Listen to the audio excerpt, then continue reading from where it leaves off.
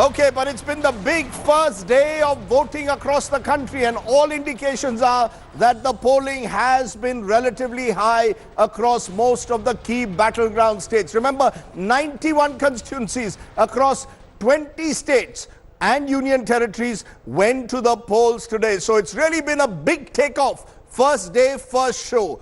The focus, though, has today been on Andhra Pradesh, because that's where maximum violence took place, maximum complaints of EVM tampering and malfunctioning, and of names being found off the voter list. Let's tell you what's happened in the battle for Andhra Pradesh at the very top of the countdown. For the first time since its bifurcation, Andhra Pradesh witnessed simultaneous polls marred by severe violence. From damaging EVMs to vandalizing poll booths, Telugu Desam and YSR Congress workers clashed in many parts of the state, with the most violent protests reported from Guntur.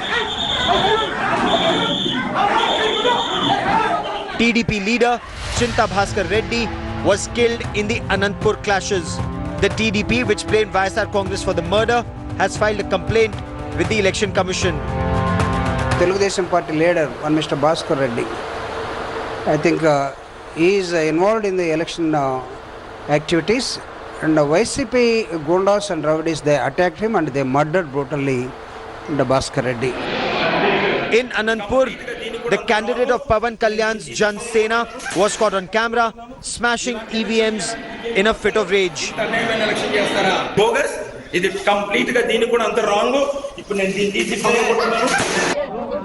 The day started with the two claimants to the throne, Chandrababu Naidu and Jagan Mohan Reddy, casting their vote around 8 in the morning, amidst reports of EVM glitches.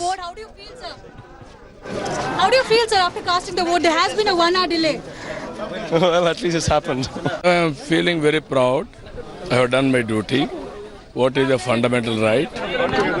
Naidu has written to the Election Commission seeking repolling in areas where voting couldn't start till 9:30 in the morning due to EVM malfunction.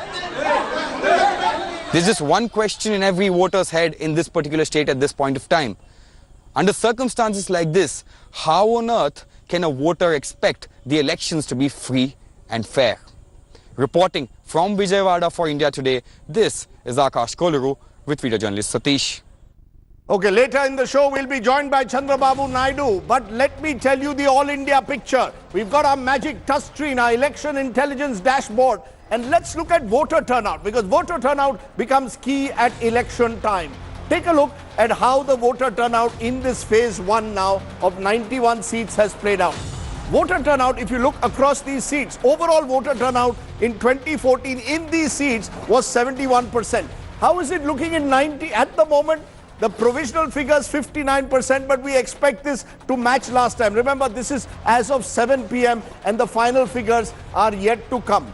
Take a look at the map across the country. Andhra Pradesh, 25 seats. 2014, this was what happened. 79% is what was the numbers in 2014. What's it looking like in 2019? 71%. So pretty good voter turnout figures at the moment in Andhra Pradesh. We're going to take a look across the country at the moment. Okay, let's take a look across the country. Let's go to the northeast, because that's interesting. Arunachal Pradesh, 2 out of 2. Take a look at what is the voter turnout here. In Arunachal West, for example, the voter turnout is impressive. It's 79% 2014. In 2019, 66%, but we expect it to rise further. Arunachal East is another seat, 51% this time. In 2019, that is Arunachal Pradesh. Let's take a look across the country as we go at voter turnout figures. Here you have it. Let's go to Uttar Pradesh, because this was expected to be key in this first phase. Take a look at voter turnout in Uttar Pradesh at the moment. 2014 was 66%. 2019 is about 64%, but this is provisional. We expect it to rise further. So Western UP will actually perhaps get a higher voter turnout this time than we had in the last elections. Interesting, the voter turnout figures in different parts of the country. Take a look now at the other states that we are looking at closely. The one that I'm also looking at is my home state of Maharashtra. Take a look, Vidarbha, 7 seats went to the polls. 2014, the voter turnout was 64%. What's it like in 2019? It's 56%. It will roughly, we believe, end up around the same amount as was there last time. Let's take a look at the other state. Okay, we can go to Uttarakhand, for example. Let's take a look at Uttarakhand voter turnout figures. 62% was 2014. All 5 seats have gone today of Uttarakhand. 2019 provisional figures. So we expect it to be roughly the same. So across the country, voter turnout is suggesting to us that it's around what it was last time and it's reasonably good. That's the first big takeaway that I can give you. Okay, let's look now at through the day how this festival of democracy was celebrated in the country. I have to go back each time.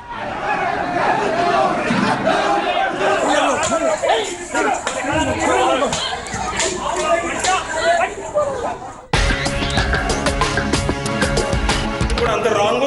ఇప్పుడు నేను దీన్ని తీసి పగలగొడుతున్నాను. ఇలాంటి election చేయడానికి ఇవేంటి అసలు ఇంత అన్యాయమైన ఎలక్షన్ చేస్తారా అంటే మోసం చేయడం చేస్తున్నారు.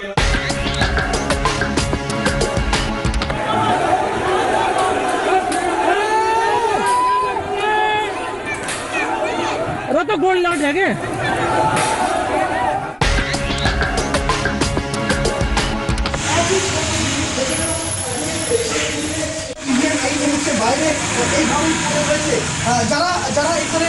ছিলাম তো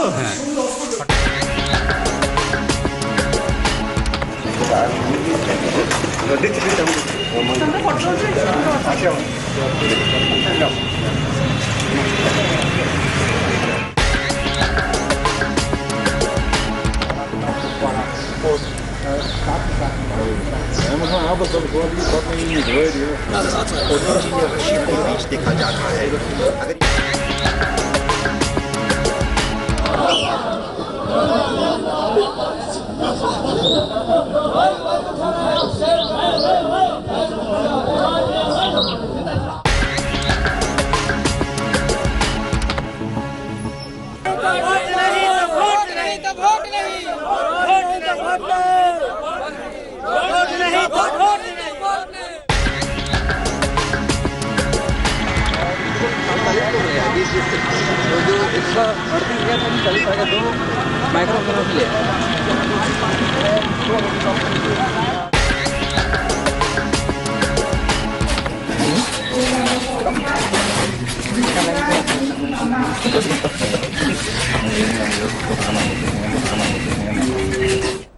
So images coming in across the country as the festival of democracy begins. My first big issue though is voter turnout. Everyone wants to know who's winning the elections. Does voter turnout provide any indication of that? I'm joined by 2 people who do psephology and track polls over the years. Joining me, Dr. Sanjay Kumar, Professor Sanjay Kumar from CSDS, Center for Science for Developing Society, Study of Developing Societies, and Yashwant Deshmukh of C Voter. Appreciate both of you joining us. Let's look at those voter numbers. You were seeing how I was playing them out. Professor Kumar, it appears at the moment, and these are provisional figures, the EC will come up with final figures possibly only tomorrow, that by and large, voter turnout this time is roughly the same as last time. It's not very much more, it's around the same. Is there any indication that voter turnout can give you of who is winning and who is losing? See, there have been different interpretation of voter turnout, and I think, but the most borrowed interpretation is that higher the turnout, it is a vote for anti-incumbency. But if we look at the data for the last many years, 10, 20, 30 years, we don't see any direct relationship between higher turnout is an indication of whether people are voting for the government or people want to vote out the government. But in 2019, I think in 2019 I see a different trend. I think it is a very keenly contested election, and a higher turnout to me would be an indication of people voting out, coming out to vote in favor of the party which is the ruling party. So if I see a higher turnout in UP, I would say this would go to the advantage of BJP. A lower turnout in UP would indicate some dangers for BJP, which is which has won all the 8 seats. We are finding some evidence of that. Some evidence in Western UP particularly that voter turnout has not been as high as perhaps the BJP in particular might have hoped. In the last couple of months, I have got enough indication that BJP voters who have indicated voting for BJP in this election have been very enthusiastic. But the voters who intended or who indicated that they are likely to vote for Congress or for Mahagathbandhan candidate, they were a little hesitant. They were not so enthusiastic. So I am hoping that all the enthusiastic voters would come out to vote, and that will take the turnout higher. If the higher turnout is there, it is advantage BJP in UP.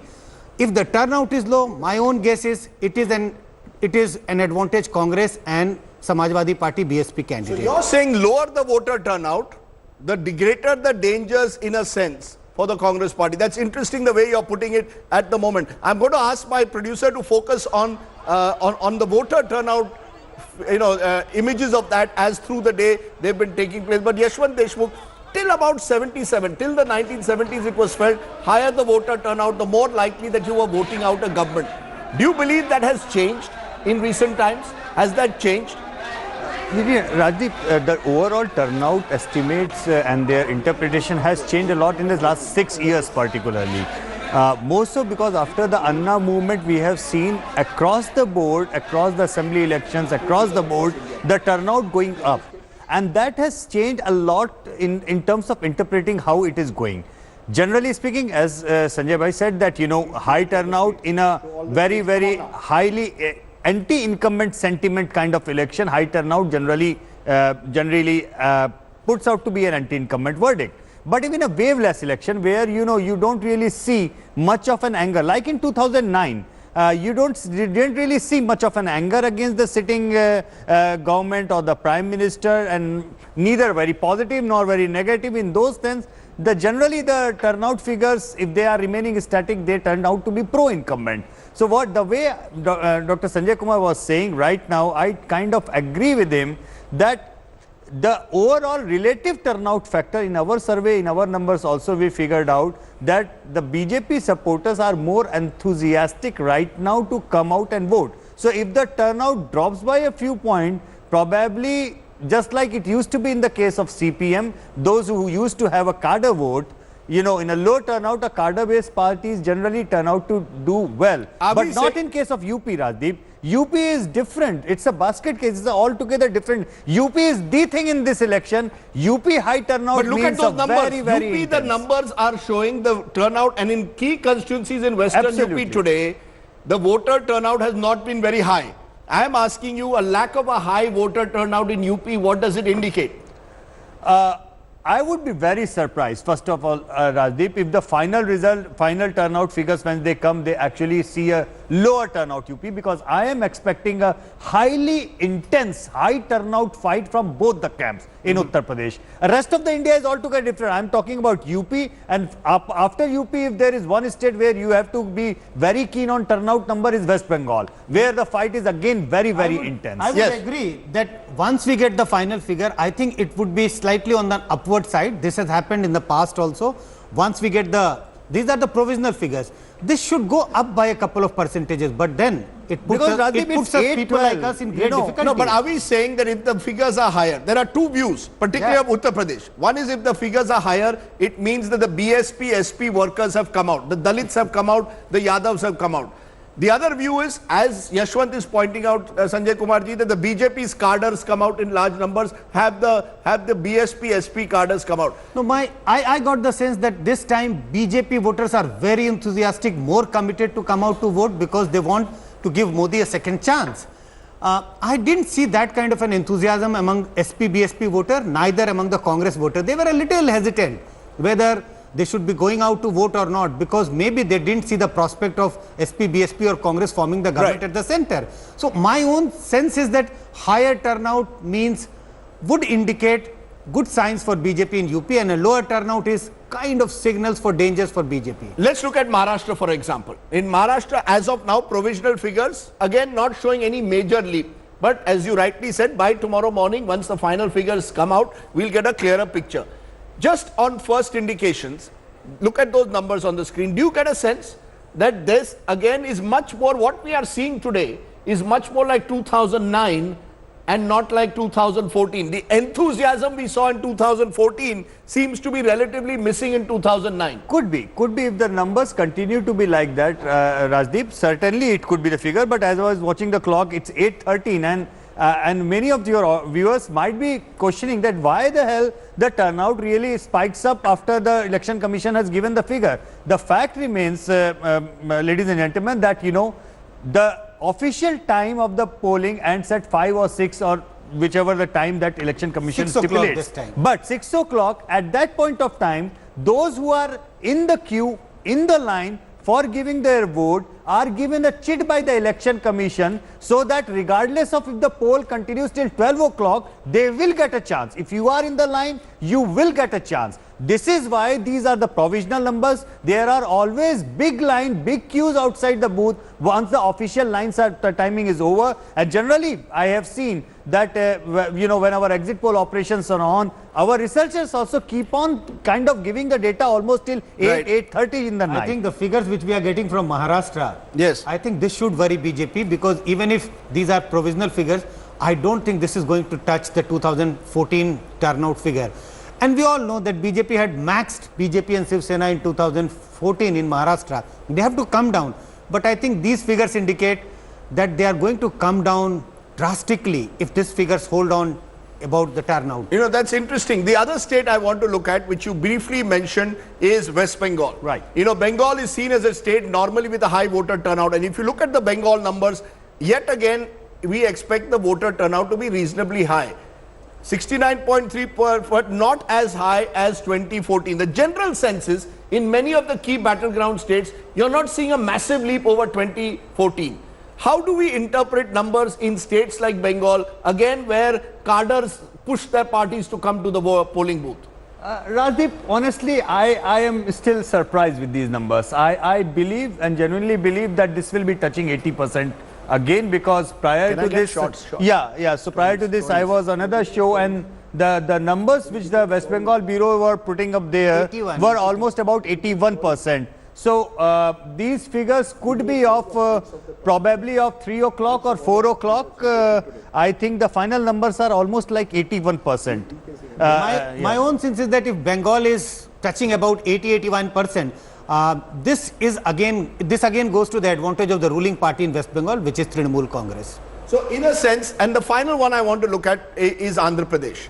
Because in Andhra Pradesh, of course, you're witnessing a battle royale. And clearly, Andhra Pradesh is the one state where much is at stake for both the parties, the regional forces. If you look at the numbers, by all indications here, the voter turnout reasonably high. By the end, we expect it again to be roughly around where it was in 2014. Are we to also understand, Yashwan, that the more competitive an election, the more the turnout is higher? In Andhra Pradesh, election has been very competitive. That ensures a higher voter turnout. Extremely competitive election in Andhra Pradesh. Both the camps are really fighting it out, and arguably our team has reported maximum problem in getting the data today is from Andhra Pradesh, simply because it has been, we have been looking at the violence reports we have been focusing purely on West Bengal and some parts of UP and others. Actually, one of the most, I would say, tense battle right now is in Andhra Pradesh, with a lot of violence as well. Rajdeep, it is not really getting reported, but it's very, very tense and arguably getting very ugly in many of the areas of Andhra Pradesh. In fact, in a moment, I'm going to be joined by Chandrababu Naidu. But a final word from you, Professor Kumar. What's the big picture at the end of today? On Andhra, I think this is a dangerous signal for TDP. From other sources also, we know that YSR Congress is doing better. So I think this is dangerous signs for TDP. But what's the big picture today? End of day one, first day, first show. What's your first indication? See, like when people are running marathon, you need a good start. So for all political parties who would be running marathon, because this is a 7-phase poll, the beginning is crucial for all these parties. I think by tomorrow morning they would get a sense which party is ahead, which party is trailing, etc. And my own sense is that in the second and the third phase of campaigning, we would see campaigning becoming more high-pitched, more aggressive, because all political parties would like to march ahead of others. So that's I don't get a clear sense which party is leading in these 91 seats which went to poll today. Very quickly, because in this 91 seats, the NDA had as many as 53. Do you get a sense that first day, first show is showing us this election is much more competitive than 2014. Can we say that broadly? It definitely is much more competitive purely because of two big states. I mean, we are looking at the battle royal in, as you say, in Uttar Pradesh, which is going to decide everything. But we are also looking at a substantially amazing battle in West Bengal. Okay. We're looking forward to both of you giving us your insights. Thank you both very much for giving us a sense of what these turnout figures mean. Thanks for watching the video. For more such news and updates, please like, share and subscribe to India Today. Also check out our other great videos from our channel. We know you would love to.